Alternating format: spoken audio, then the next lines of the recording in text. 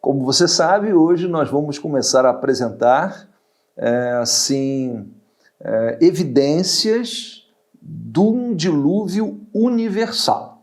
Você sabe que há uma disputa, né? Não, o dilúvio foi um negócio localizado ali só para aquela sociedade, tal, o mundo daquela época.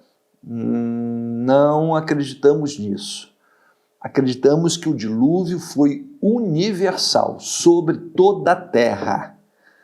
E se isso de fato aconteceu, se todo o planeta foi coberto de água, gente, essas marcas têm que ter ficado aqui entre nós.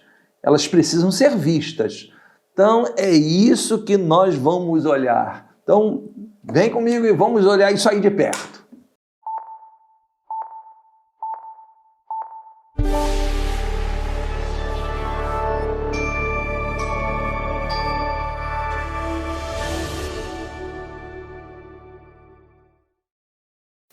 Olá, eu sou o William Scorel, pastor da Primeira Igreja Batista em Guapimirim, Rio de Janeiro. Estamos realizando estudos no livro de Gênesis e hoje vamos para o nosso 87º vídeo. Passo a ler Gênesis 7, 21 a 24. E expirou toda a carne que se movia sobre a terra, tanto de ave como de gado e de feras, e de todo réptil que se arrasta sobre a terra, e todo homem, tudo que tinha fôlego de espírito de vida em suas narinas, tudo que havia em terra seca morreu.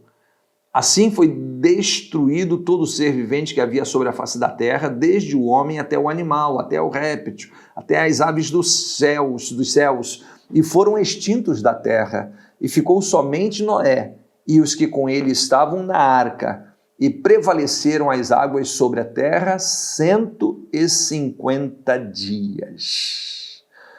Então, a primeira evidência de um dilúvio universal são os cemitérios fósseis. Então, primeiro lugar, como um fóssil é produzido? Vou fazer uma pergunta antes dessa. Você enxerga hoje, no mundo de hoje, a produção de fósseis? Sim ou não?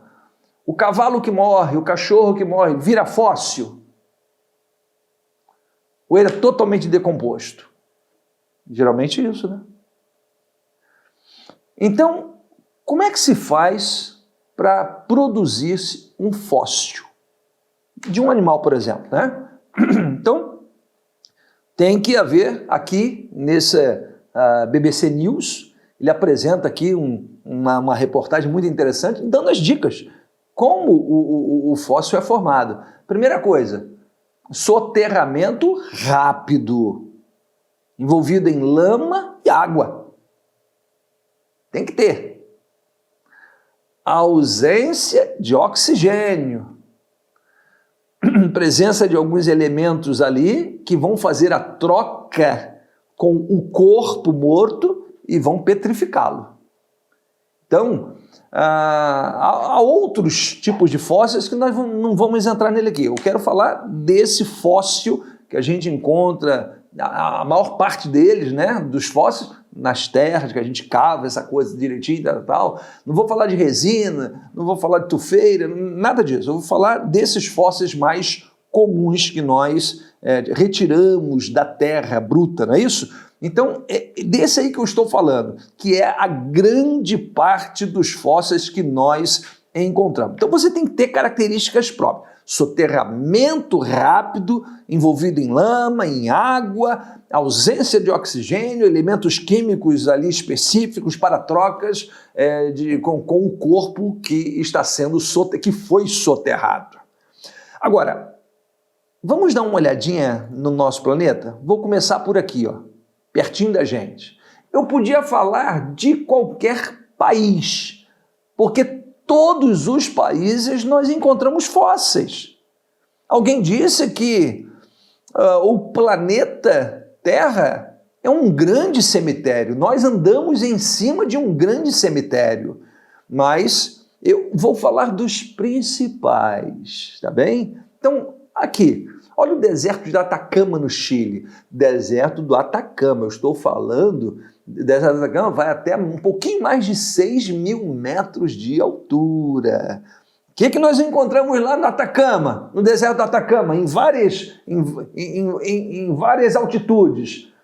Fósseis, quantidades enormes de conjuntos de animais marinhos, entre eles, assim, em pencas, né?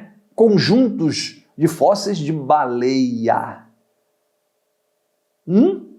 Sim, deserto do Atacama.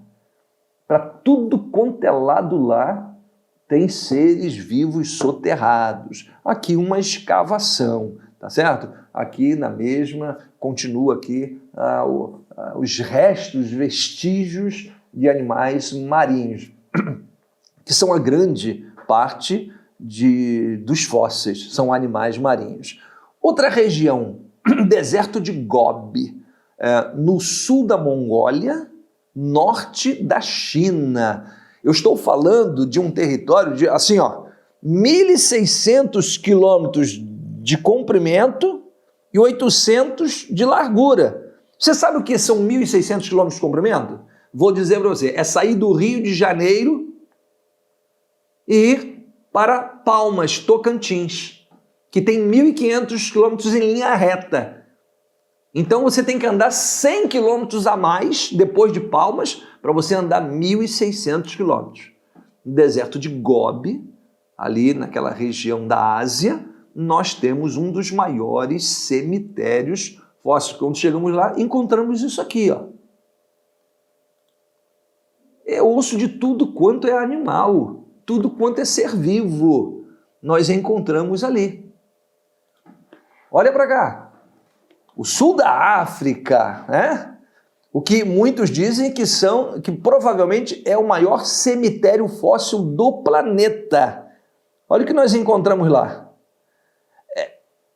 Calcula-se, assim, não dá para fazer um cálculo estimado assim de quantos milhões de animais estão soterrados. O que mais? Monte Everest, pico mais alto do planeta. O que nós encontramos lá? Encontramos isso.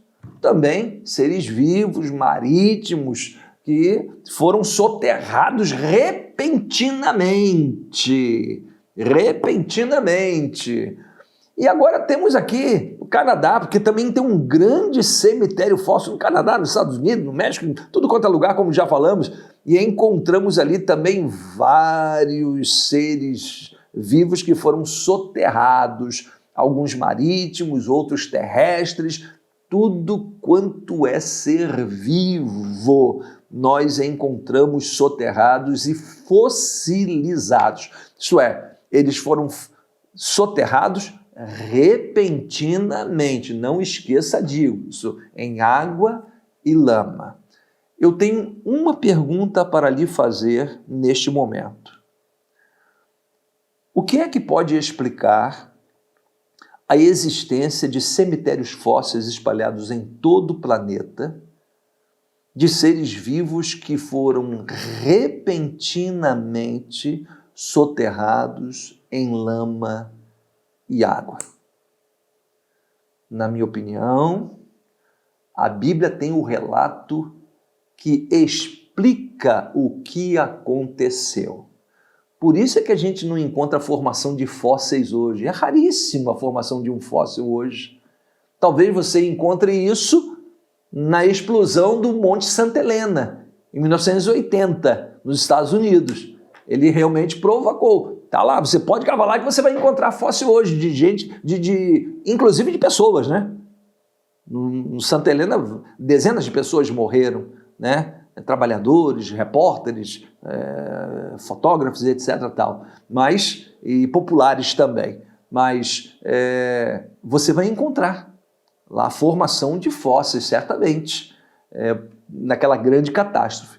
De igual forma, a gente precisa perguntar o que é que produziu essa quantidade enorme de fósseis. A Bíblia explica tudo isso através do dilúvio universal, não local. Espero que você tenha gostado. Se gostou, dá um clique aí, curta, compartilhe esse vídeo, comente, faça perguntas, né? Inscreva-se no canal, ajuda muito. E até o próximo encontro, se Deus assim permitir.